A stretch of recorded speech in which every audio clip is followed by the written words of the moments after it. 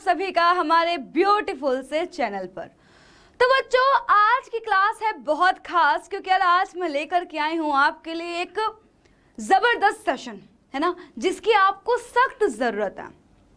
आप लोगों ने बहुत सारे कमेंट्स किए, क्लास में हमेशा बोलते रहते हो, मेरे को मैसेज करते रहते हो कि मैम प्लीज़ यार सारे फॉर्मूलेस बता दो। हम ना जब क्वेश्चन सॉल्व कर रहे होते तो हम फॉर्मूलेस लगाना भूल जाते हैं, हमें समझ ही नहीं आता कि कौन सा फॉर्मूला कहाँ पे अप्लाई करना है। हम फॉर्मूले भूल गए होते हैं, हमें याद ही नहीं है कौन सा फॉर्मूला किस चैप्टर का है ना।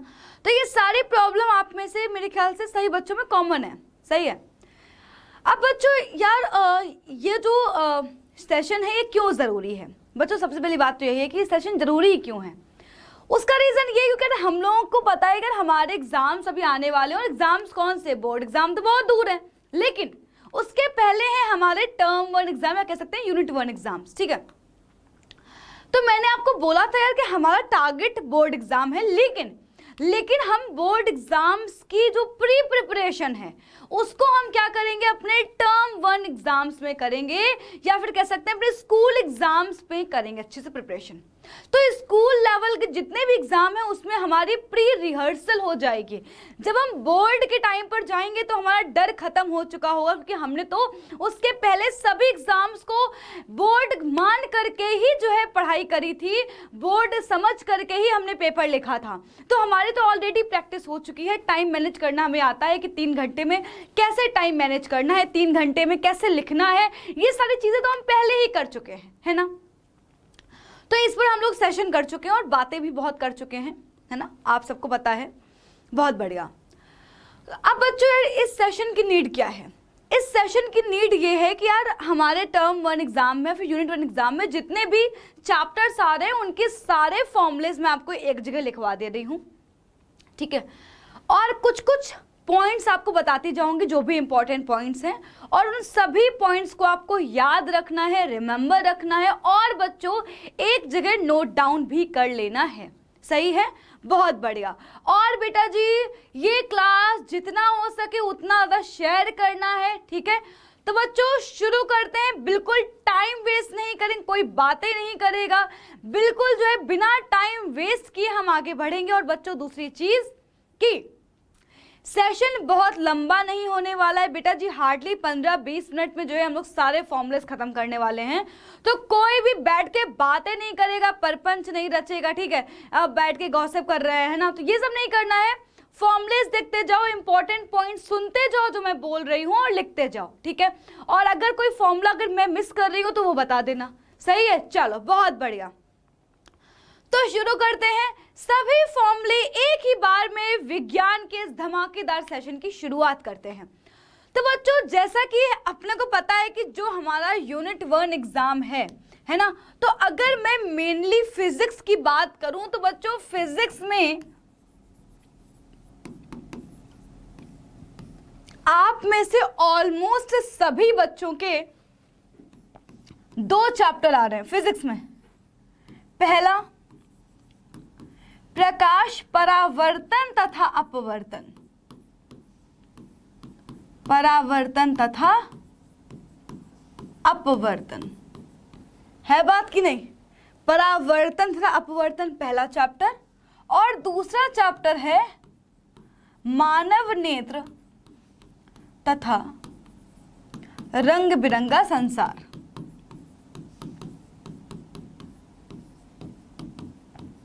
लेकिन वहीं पर हमारे कुछ बेचारे बच्चे ऐसे भी होंगे जिनके स्कूल में विद्युत चैप्टर भी आ रहा होगा, और अभी तक मैंने ये चैप्टर पढ़ाया नहीं है, लेकिन आप परेशान मत हो, इस चैप्टर के मैं फॉर्मूलेज आपको लिखवा दे रही हूँ, ठीक है, ताकि आपका क्विक रिवीजन हो जाए। आपने स्कूल में तो पढ़ ही लिया होगा, तो इस चैप्टर के मैं फॉर्मूलेज आपको लिखवा दूंगी, परेशान बिल्कुल नहीं होना है। तो चलो बच्चों शुरू करते हैं। सबसे पहला प्रकाश परावर्तन तथा अपवर्तन। बच्चों सबसे पहला जो हमारा फॉर्मूला है वो बच्चों क्या आता है, सबसे पहला फॉर्मूला आता है कि परावर्तन कोण हमेशा जो है बराबर होगा आपतन कोण, क्या कह सकते हैं, आपतन कोण हमेशा बराबर होता है परावर्तन कोण के। इसका बेटा जी स्पेशल केस क्या है, स्पेशल केस बेटा जी ये है कि अगर I इक्वल्स टू 0 हुआ तो क्या होगा, R इक्वल्स भी 0 होगा, यानी कि अभिलंब आपतन की ओर आने वाली प्रकाश किरण उसी रास्ते में लौट जाती है। ये इसका स्पेशल केस है, तुम्हें याद रखना पड़ेगा। बहुत बढ़िया, आगे बढ़ते हैं बच्चों। हमने फिर क्या देखा बेटा जी, फिर हम लोग कहां पर आए थे भाई, परावर्तन हो गया अपना, सही है। इसके बाद हमने दर्पण सीखा था, दर्पण से प्रतिबिंब के निर्माण सीखे थे, ठीक है। अब हमने दर्पण में प्रतिबिंब का निर्माण देखा था, लेकिन उसके केसेस में यहाँ पर लिखने वाली बिल्कुल नहीं हूँ, क्योंकि वो अपने फॉर्मूलेस के अंदर तो नहीं आने वाले हैं, ठीक है। तो यहाँ पर हम एक काम कर सकती हूँ कि आपको मैं यहाँ पर रूल्स लिखवा देती हूँ, ठीक है, ताकि जो है तुम लोगों को वो रूल्स याद रहे। तो रूल बच्चों क्या है बेटा जी, अपना रूल ये है कि मुख्य अक्ष के समांतर आने वाली प्रकाश किरण, मुख्य अक्ष के समांतर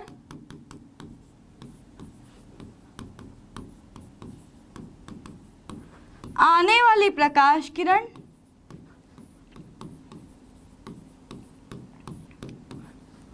फोकस से होकर जाती है,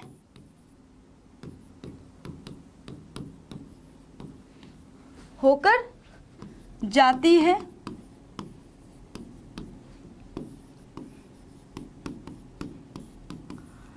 वक्रता केंद्र से होकर जाने वाली प्रकाश किरण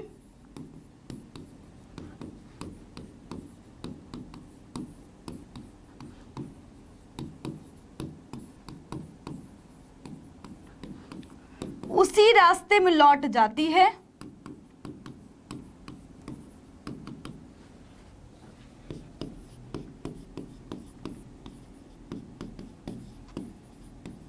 फिर क्या देखा था,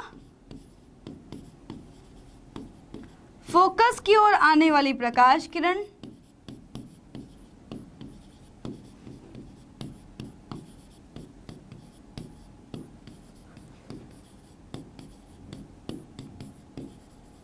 मुख्य अक्ष के समांतर जाती है,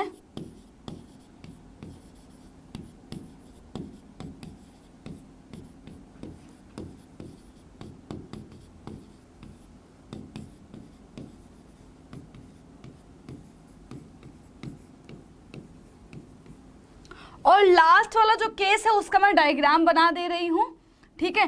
तो उसका डायग्राम क्या था कि भाई जो भी प्रकाश किरण ध्रुव पर आपतित होगी वो क्या होगा, उतना ही कोण बना करके क्या होगी, परावर्तित हो जाएगी, उतना ही कोण बना करके निकल जाएगी, ठीक है।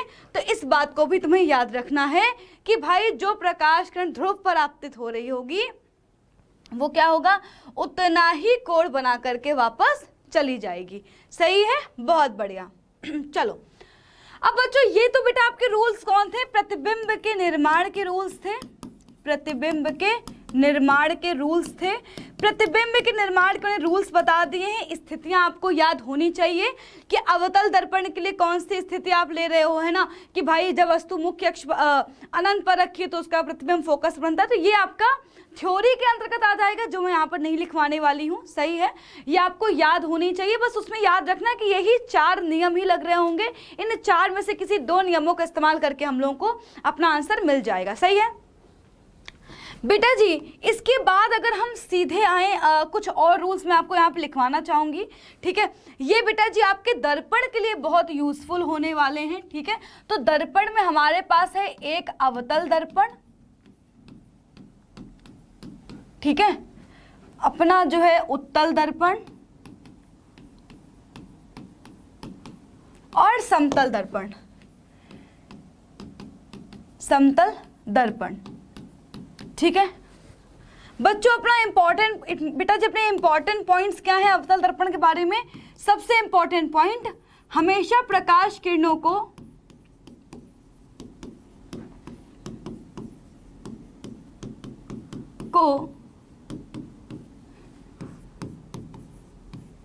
एक बिंदु पर केंद्रित करता है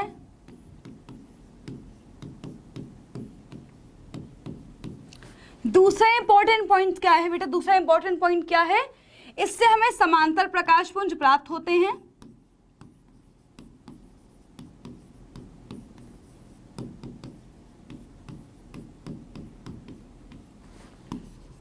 वस्तुओं से अत्यधिक बड़ा प्रतिबिंब प्राप्त होता है।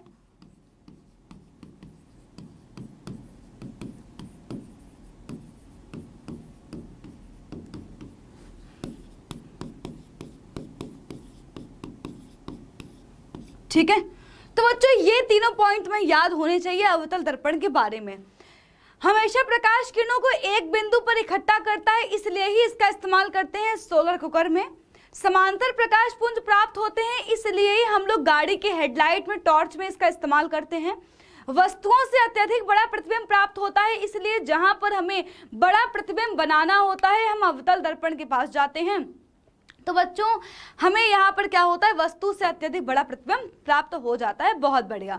अब हम बात करने वाले हैं उत्तल दर्पण की। ठीक है, तो बच्चों उत्तल दर्पण क्या करता है, प्रकाश किरणों को फैला देता है, को फैलाता है, और क्या बेटा जी मिलेगा, इससे छोटे छोटे प्रतिबिंब प्राप्त होते हैं, प्राप्त होते हैं, होते हैं। और सॉरी, सदैव आभासी प्रतिबिंब प्राप्त होता है।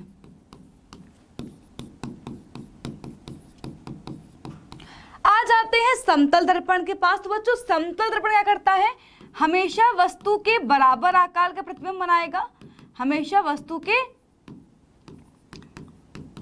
बराबर आकार का प्रतिबिंब।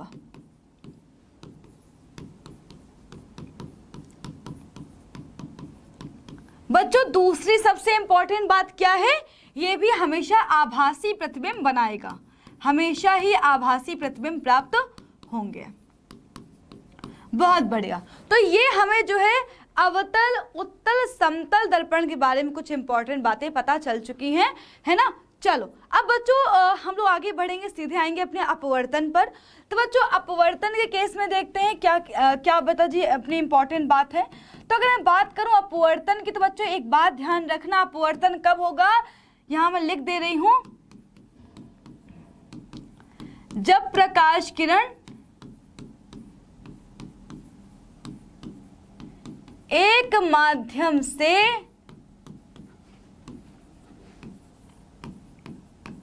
दूसरे माध्यम में जाएगी, एक माध्यम से दूसरे माध्यम में जाएगी। ठीक है।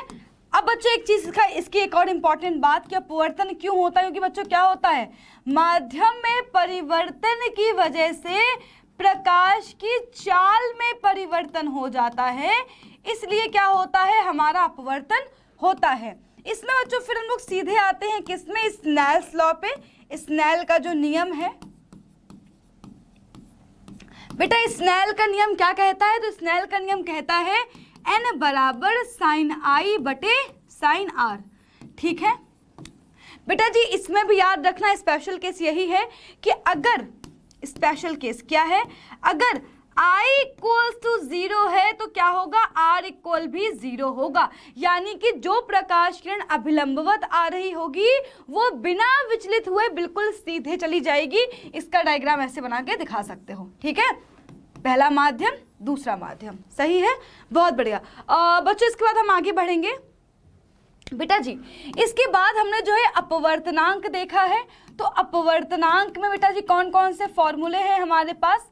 अपवर्तनांक का बेटा जी सबसे पहला फॉर्मूला जो हमारे पास है वो है n बराबर c बटे v, जहां पर c क्या है, निर्वात में प्रकाश की चाल, और इसकी वैल्यू होती है 3 × 10⁸ मीटर पर सेकेंड। सही है। n क्या है, उस माध्यम का अपवर्तनांक है, v है उस माध्यम में प्रकाश की चाल। बच्चों एक और फॉर्मूला हमने पढ़ा था 1n2, यानी कि पहले माध्यम के सापेक्ष दूसरे माध्यम का अपवर्तनांक 1n2 बेटा बराबर क्या होता है, ये होता है N2/N1। ये फॉर्मूला हम कब लगाएंगे? जब हमें दोनों माध्यमों के अपवर्तनांक पता होंगे। सही है बच्चों। एक फॉर्मूला और होता है अगर हमें क्या पता हो, दोनों माध्यमों में प्रकाश की चाल पता हो।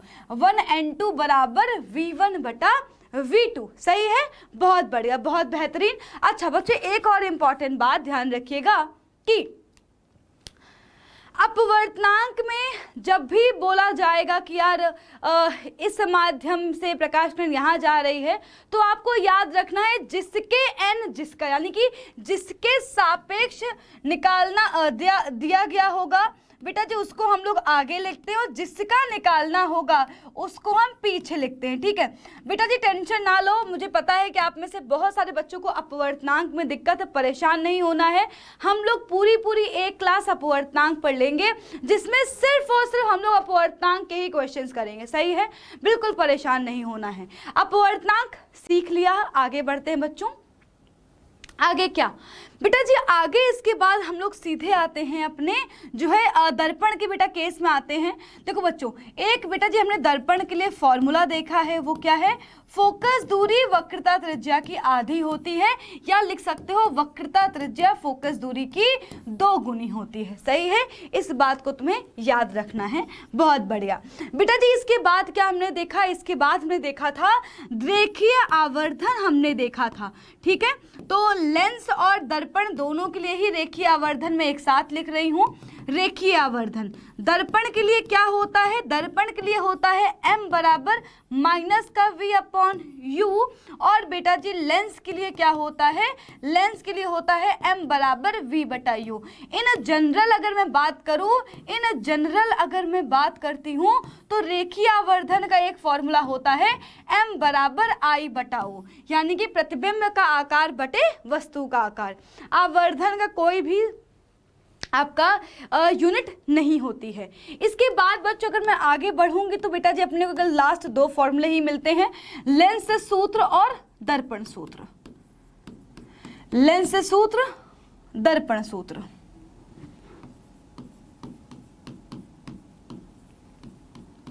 लेंस सूत्र क्या है? 1/f बराबर 1/v माइनस का 1/u। ये है लेंस सूत्र। दर्पण सूत्र क्या है? 1/f बराबर 1/v प्लस 1/u। ठीक है, अब बच्चों जो है इसके बाद एक फॉर्मूला और है, वो है लेंस की क्षमता। बेटा लेंस की क्षमता क्या होती है? P बराबर 1/f होता है। याद रखना, जब फोकस दूरी मीटर में होगी तभी इसका जो है मात्रक क्या होगा? डायोप्टर आएगा। ठीक है, तो लेंस की क्षमता का मात्रक क्या होता है? डायोप्टर होता है। बहुत बढ़िया। अब बच्चों हम लोग देखो इसमें जो है ना कुछ इंपॉर्टेंट पॉइंट्स जो है ना वो बचे हुए हैं, जैसे कि अगर आवर्धन की वैल्यू नेगेटिव आई, इसका मतलब क्या है कि प्रतिबिंब वास्तविक बना होगा। अगर आवर्धन धनात्मक है, मतलब क्या है? प्रतिबिंब आभासी बना होगा। ठीक है बच्चों, इंपॉर्टेंट पॉइंट्स का भी मैं एक अलग सेशन लेके आऊंगी जिसमें हम लोग सिर्फ और सिर्फ जो है इंपॉर्टेंट पॉइंट्स के बारे में बात करेंगे। आज तो कल फॉर्मूलेस देखने थे बच्चों, हम लोग एक सेशन और लेंगे जिसमें सिर्फ और सिर्फ चैप्टर के इंपॉर्टेंट पॉइंट्स है ना, यानी कि मान लो जो पूरा चैप्टर है उसका शॉर्ट वीडियो बना के दे दूंगी मैं आपको। ठीक है, यानी कि पूरा जो चैप्टर है उसको आपने मात्र 15 मिनट देखा और 15 मिनट में ही पूरा दिमाग में घुस गया कि हाँ ये इंपॉर्टेंट पॉइंट्स हैं, है ना। चलो बहुत बढ़िया। अब बच्चों आगे बढ़ते हैं, आज तो कल फॉर्मूलेस देखने हैं अपने को। बेटा देखो हमारा जो अगला चैप्टर है वो है मानव नेत्र तथा रंग बिरंगा संसार। बच्चों देखो इस चैप्टर में कोई ऐसा सच आपका न्यूमेरिकल नहीं है हमारे कोर्स में बेटा जी, सिर्फ और सिर्फ जो है दृष्टि दोष पर आधारित न्यूमेरिकल है। दृष्टि दोष पर ही आधारित न्यूमेरिकल हैं। अब बच्चों दृष्टि दोष मैंने आपको बताया था कि आपको इस्तेमाल करना है लेंस सूत्र का 1/v माइनस का 1/u, और बच्चों लेंस की क्षमता का P बराबर 1/f के लिए ही इस्तेमाल आपको करना है। इंपॉर्टेंट बात क्या थी? इंपॉर्टेंट बात ये थी कि यहाँ पर v और u दोनों ही क्या होते हैं, निगेटिव होते हैं। V क्या होता है, जहां पर प्रतिबिंब बन रहा है। U क्या है, जहां पर हम प्रतिबिंब को बनाना चाहते हैं, यानी U क्या है, हमारी चाहत है ना। और V क्या है, जहां प्रतिबिंब बन रहा है, या जहां तक हम देख सकते हैं, जहां तक हम देख सकते हैं। अगर आपने क्लास देखी होगी तो आपको पता होगा कि मैम ने कैसे समझाया था। ठीक है, बहुत बढ़िया, सही है, बहुत बढ़िया। बाकी बेटा हम लोग क्लासेस में इसकी प्रैक्टिस कर लेंगे, परेशान होने की जरूरत नहीं है। तो यू और वी दोनों क्या होते हैं, नेगेटिव होते हैं। और बच्चों वी क्या है, जहां तक हम देख सकते हैं, फिर जहां तक प्रतिबिंब जो है अपना लेंस को दिक्कत नहीं है, फिर कह सकते हैं अपने आंख को प्रॉपर दिखाई दे रहा है। यू क्या है, जहां पर हम देखना चाहते हैं। अगर हम अनंत तक देखना चाहते हैं तो यू क्या होगा, अनंत हो जाएगा। अगर हम 25 सेंटीमीटर पर जो है बुक को रखकर पढ़ना चाहते हैं तो यू क्या हो जाएगा, 25 सेंटीमीटर हो जाएगा। सही है, बहुत बढ़िया। तो बच्चों ये अपने फर्स्ट एंड सेकंड चैप्टर के सारे फॉर्मूलेस थे, इससे बाहर कोई फॉर्मूला है ही नहीं। बस बच्चों इन फॉर्मूलेस के साथ साथ अगर कोई जरूरी बात है तो वो है इंपॉर्टेंट पॉइंट्स। आपको चिन्ह परिपाटी पता होनी चाहिए, आपको ये पता होना चाहिए कि कौन सा दर्पण की फोकस दूरी पॉजिटिव होती है, किसकी नेगेटिव होती है। आवर्धन की वैल्यू नेगेटिव है, इसका मतलब क्या है, जो मैंने बताया कि U और V का मतलब क्या है ना। तो बेटा जी इंपॉर्टेंट पॉइंट्स आपको पता होने चाहिए, और इन्हीं इंपॉर्टेंट पॉइंट्स की सहायता से आप लोग इतने सारे बस इन्हीं फॉर्मूलेज में वैल्यूज रखते जाओ और आपको आंसर मिलता जाएगा। सही है, बहुत बढ़िया। तो बच्चों मैंने जैसे बताया है इंपॉर्टेंट पॉइंट्स का भी मैं एक अलग वीडियो बना के तुम्हें दूंगी, ताकि जो है तुम लोग बिल्कुल कुछ मत करो तो क्लास के एग्जाम के एक दिन पहले तुमने वो वीडियो देखा और जो है 15-20 मिनट में तुम्हें जो है सारी बातें याद हो गई। सही है, बहुत बढ़िया। अब बच्चों मैं सीधा आती हूँ अपने विद्युत चैप्टर पर, वो भी लिखवा देती हूँ कि बहुत सारे बच्चों के एग्जाम में आ रहा है तो आपको दिक्कत ना हो इसलिए।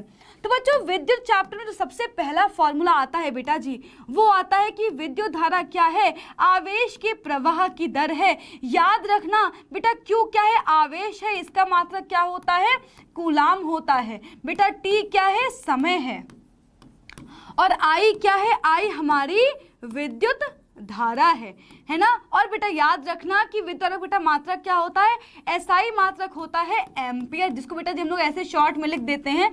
तो बेटा जी अपना क्या है, एम्पियर जो है अपना होता है विद्युत धारा का मात्रक। बेटा जी मैंने आपको एक इंपॉर्टेंट बात और बताई थी, Q बराबर क्या होता है, N इंटू ई होता है, Q बराबर NE, जहां पर Q क्या है, आवेश की मात्रा है, N क्या है, इलेक्ट्रॉनों की संख्या है, इलेक्ट्रॉन की संख्या। E क्या है बेटा, E है एक इलेक्ट्रॉन पर आवेश, जो कि कितना है 1.6 इंटू 10 की पावर -19 कूलाम्ब का। ठीक है, इस बात को याद रखिएगा। सही है बच्चों, इतना हमने सीख लिया। इसके बाद हमने बेटा जी क्या देखा था, इसके बाद हमने देखा था विभवांतर। तो बच्चों अगला फॉर्मूला है विभवांतर। क्या होता है, तो बच्चों विभवांतर होता है कि भैया आवेश को एक बिंदु से दूसरे बिंदु तक ले जाने में जितना काम करना पड़ता है उसे कहते हैं विभवांतर। V बराबर W/Q, इसका मात्रक क्या होता है, वोल्ट होता है। बेटा W क्या है, कार्य है, कार्य का मात्रक क्या होता है, जूल होता है। क्या होता है, जूल होता है। और बेटा जी आवेश का मात्रक क्या होता है, कूलाम्ब होता है। सही है, बहुत बढ़िया। तो V बराबर W/Q। इसके बाद बच्चों हमारा अगला फॉर्मूला आता है ओम्स लॉ। ठीक है, क्या आता है, अगला फॉर्मूला आता है हमारा ओम्स लॉ। ओम्स लॉ क्या है, V बराबर I इंटू R है ना। और बेटा जी यहाँ पर हमें एक नई बात सीखने को मिलती है कि जितना विभवांतर उतनी धारा। ठीक है, कि अगर विभवांतर बढ़ा दोगे तो क्या हो, करंट का मान बढ़ जाएगा। इसके बाद बच्चों हमें जो है यहाँ से ओम्स लॉ से ही बेटा पता चलता है प्रतिरोध के बारे में, है ना। प्रतिरोध के बारे में हमें पता चलता है, और हमें ये पता चलता है जो प्रतिरोध है वो लंबाई के अनुक्रमानुपाती होता है, वहीं पर जो क्षेत्रफल है उसके व्युत्क्रमानुपाती होता है। और बेटा जी यहाँ से हमें एक नया फॉर्मूला मिलता है, R बराबर ρL/A। ये रो क्या है बच्चों, ये रो है प्रतिरोधकता, वैद्युतिक प्रतिरोधकता बच्चों होती है। और इसका मात्रक क्या होता है बच्चों, तो इसका मात्रक होता है ओम मीटर। इसको हम लोग ऐसे दर्शाते हैं। अच्छा एक चीज और है, प्रतिरोध का मात्रक लिख लो बच्चों। प्रतिरोध का बेटा मात्रक क्या है, बेटा प्रतिरोध का मात्रक होता है ओम, है ना। बहुत बढ़िया बच्चों। इसके बाद हमने पढ़ा था प्रतिरोधों का संयोजन, पढ़ा था प्रतिरोधों का संयोजन पढ़ा था, का संयोजन पढ़ा था, जहां पे हमने पढ़ा श्रेणी क्रम और समांतर क्रम के बारे में। तो श्रेणी क्रम क्या होता है, सभी प्रतिरोधों को एक साथ जोड़ दो, R1 plus R2 plus R3, ये क्या बन गया अपना श्रेणी क्रम हो गया। सही है बेटा। फिर क्या है अपना समांतर क्रम है। समांतर क्रम क्या होता है, समांतर क्रम में कुछ नहीं है, 1/R तुल्य बराबर क्या हो जाएगा, 1/R1 plus 1/R2 plus 1/R3। मैं फिर बता रही हूँ कि ये फॉर्मूले उनको ही समझ आएंगे जिन्होंने चैप्टर पढ़ के रखा है। जिन्होंने नहीं पढ़ के रखा है परेशान मत हो, मैं इस चैप्टर को दोबारा पढ़ाऊंगी, बिल्कुल परेशान नहीं होना है। सही है। इसके बाद बच्चों आता है विद्युत धारा का ऊष्मीय प्रभाव,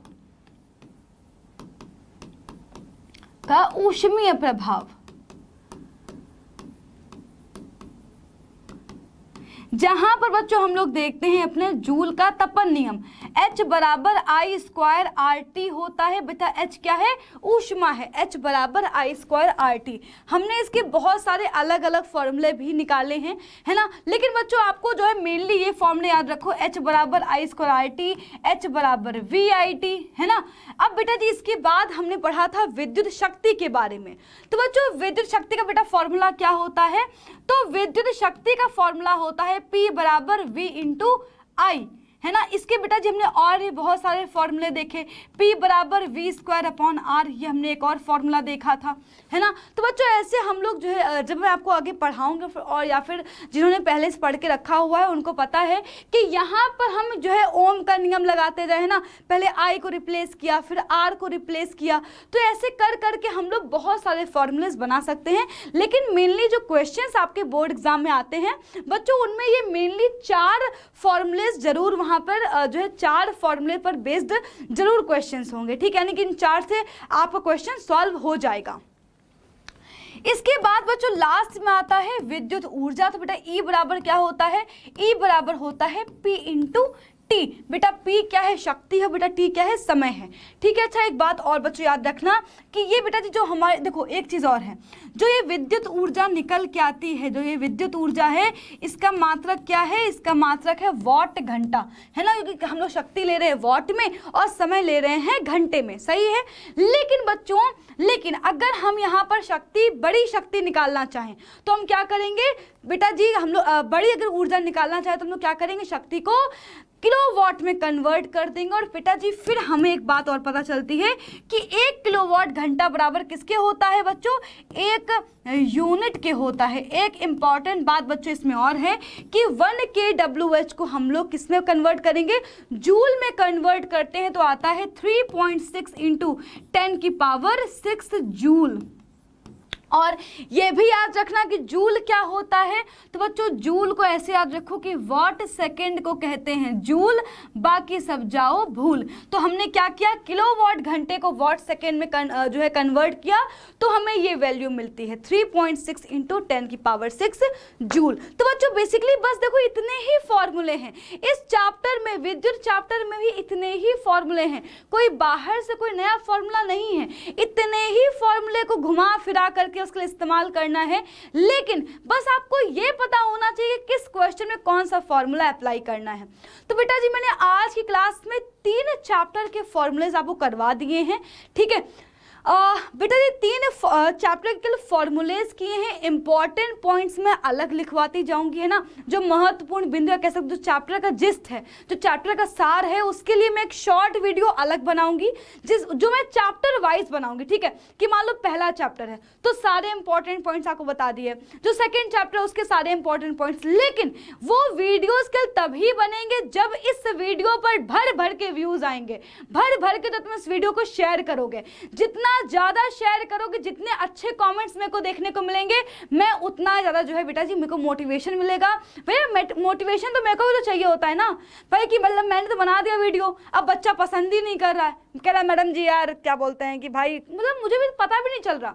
या तो आप मेरे को कमेंट करो कि यार मैम ये वीडियो मेरे को ये चीज़ सही लगी है, इस एक वीडियो आप ना इन चीज़ों पे और बना दो, तो या तो आप ये करो ठीक है, या फिर जो है आप क्लास को और शेयर करो, अपने दोस्तों तक पहुंचाओ यार। बाकी दूसरी चीज़ क्या है यार, अगर मैं कुछ बोल रही हूँ कि यार मैं ये वीडियो लेके आने वाली हूँ, तो अगर तुम मेरे पे भरोसा करते हो, तुम मेरे पे ट्रस्ट करते हो, तो या तो तुम उस वीडियो को देखो, है ना, कि यार मैम लेके आ रही है, यार मेहनत लगती है, बहुत मेहनत लगती है, ठीक है, तो या तो तुम उस वीडियो को देखो, मेरे को बताओ कि यार मैम हम लोग जो है क्या बोलते हैं कि यार ये सब चीज़ आप जो लेके आ रहे हो बहुत अच्छा है, और ऐसे वीडियोस और बनाओ। तो यार मेरे को भी मोटिवेशन चाहिए, समझ रहे हो, ये नहीं कि यार आपने आज देखा कि हाँ हाँ मैम बना दो, जब मैंने बना दिया तो उसको कोई देख नहीं रहा है, ठीक है, तो ये यार ठीक है बाद में देख लेंगे, अब तो बन ही गया है ना, तो ये नहीं करना है। देखो उस टाइम पर मेरे को और बताओ कि यार मैम हमें ऐसे वीडियो और चाहिए, या फिर मैम हमें ना ऐसे वीडियो लेक्चर्स और प्रोवाइड कर दो। सही है, बहुत बढ़िया।